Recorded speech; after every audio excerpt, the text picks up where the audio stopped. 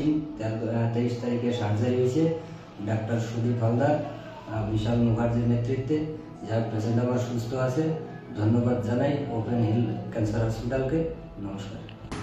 নমস্কার, আমি ডক্টর সুদীপ হালদার। আমি cancer surgeon, open hill cancer hospital, তার সিনিয়র কনসালটেন্ট এবং হেড। নমস্কার, আমি doctor Bishal Mukherjee, cancer surgeon, open hill hospital.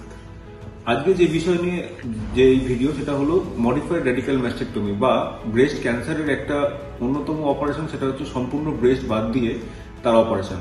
এখন আমরা সবসময় বলে থাকি যে ব্রেস্ট সম্পূর্ণ বাদ দেওয়ার কিন্তু অনেক ক্ষেত্রেই দরকার পড়ে না, কিন্তু স্টিল এই অপারেশনটা কিন্তু এখনো অনেক পেশেন্টের ক্ষেত্রে খুব জরুরি। এবং সেই বিষয়ে এই আলোচনা যে কোন কোন ক্ষেত্রে আমাদের এমআরএম বা এই মডিফাইড রেডিক্যাল ম্যাস্টেক্টমি বা সম্পূর্ণরূপে স্তন বাদ দিয়ে যে অপারেশন, সেটা এখনো আমাদের ক্ষেত্রে প্রযোজ্য এবং এই একটা বেসিক অপারেশন, যেটা কিন্তু একটা এই ব্রেস্ট ক্যান্সারের একটা অন্যতম প্রধান হাতিয়ার।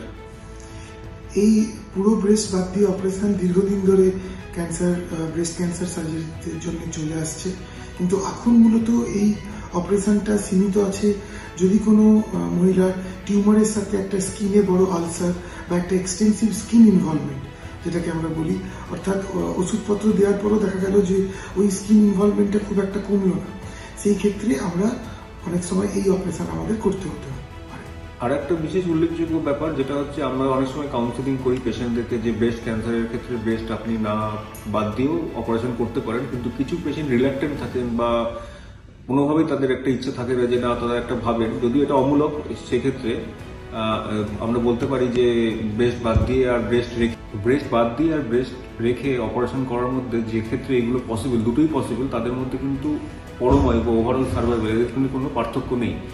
এখন তাও কিছু পেশেন্ট থাকেন যারা চান যে না, আমরা সম্পূর্ণভাবে ব্রেস্ট বাদ দিয়ে এই অপারেশন করতে চাই, তো তখন এই অপারেশনটা একটা ভ্যালিড অপারেশন হয়ে দাঁড়ায়। এবং অনেক সময় দেখা যায় যে ব্রেস্ট বাঁচানোর পরেও যদি আবার সেটা ফিরে আসে বা আমরা মার্জিন পজিটিভ আসে, তখন কিন্তু আমাদের অনেক ক্ষেত্রে এই অপারেশনটা করার দরকার পড়তে পারে। যদিও আমরা এখন সবসময় ব্রেস্ট কনজারভেশনের পক্ষে, কারণ ব্রেস্ট একটা অঙ্গ এবং এটা একটা মহিলাদের একটা বডি ইমেজ এবং তাদের কনফিডেন্সের অনেক কিছুটা এর উপরে ডিপেন্ড করে। সুতরাং শুধু ব্রেস্ট বাদ দেওয়ার কোনো দরকার পড়ে না, কিন্তু এই অপারেশনটা স্টিল একটা ভ্যালিড অপারেশন। আর শুধু এই অপারেশনের পুরো ব্রেস্ট বাদ দিলেই যে ওই জায়গাটা আমরা আবার রিকনস্ট্রাক্ট করতে পারি না তা নয়। আমরা পুরো ব্রেস্ট বাদ দেওয়ার পরও তার নিজের শরীরের অন্য একটা জায়গা থেকে একটা কোনো মাসেল টিস্যু, একটা অটোলোগাস টিস্যু বা বাইরের থেকে কোনো ব্রেস্ট ইমপ্লান্ট নিয়ে আবার ওই সম্পূর্ণভাবে ব্রেস্টটাকে তৈরি করা যেতে পারে, যাতে অন্য দিকের সাথে একটা সিমেট্রি মেনটেন থাকে এবং উনি পরবর্তী ক্ষেত্রে নর্মাল সোশ্যাল লাইফ লিড করতে পারে। তো এটাই ছিল আজকের বিষয় যে ব্রেস্ট ক্যান্সারের, যদিও আমরা এখন ব্রেস্ট কনজারভেশন বা ব্রেস্ট বাঁচিয়ে অপারেশনের পক্ষপাতী, তবুও কিছু কিছু ক্ষেত্রে আমাদের ব্রেস্ট বাদ দিয়ে বা এমআরএম বা মডিফাইড রেডিক্যাল ম্যাস্টেক্টমি অপারেশনটা করার দরকার হয়ে পড়ে। নমস্কার।